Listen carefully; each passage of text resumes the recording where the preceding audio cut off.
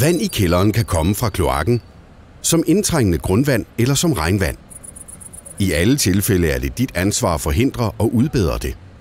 Bor du i et område, hvor der er fælles kloak med regnvand og spildevand i samme rør, kan kloakrørene blive overfyldt, hvis det regner meget kraftigt.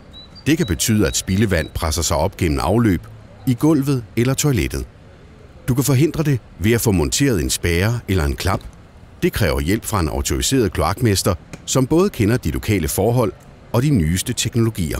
Du kan også lukke overflødige afløb. Er kælderen oversvømmet, skal du straks kontakte dit forsikringsselskab. Vandet kan indeholde smitsomme bakterier, så tag gummistøvler og handsker på og undgå direkte kontakt med spildevandet. Kældre i lavtliggende områder kan blive oversvømmet med regnvand ved voldsomme skybrud. Det kan du modvirke på flere måder. Gennemgå huset, før skaden sker.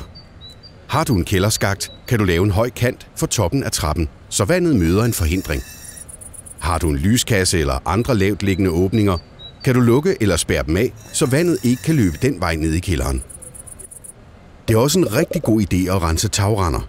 Er de stoppet helt eller delvist til, må vandet søge andre steder hen end i dit afløb.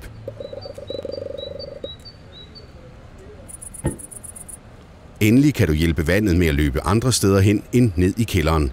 Bare ikke over til naboen. Fliser og asfalt leder vandet videre, mens jord opsuger vandet, så det ikke gør skade. Med små ændringer kan du lede vandet ned til et lavt sted i haven, der kan tåle at blive oversvømmet. Regnbede, en lavning i plænen eller et lille bassin giver en spændende have.